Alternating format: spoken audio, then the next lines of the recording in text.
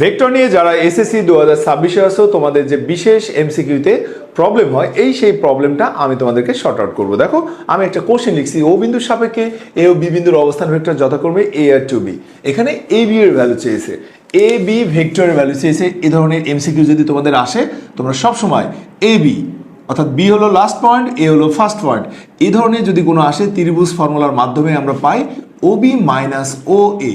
আমি যদি আরও আসি পি কিউ, তোমাকে যদি বলে পি কিউ বের করতে, তাহলে তুমি লিখবে O Q minus O P, অর্থাৎ লাস্ট পয়েন্টের অবস্থান ভেক্টর মাইনাস ফার্স্ট পয়েন্টের অবস্থান ভেক্টর।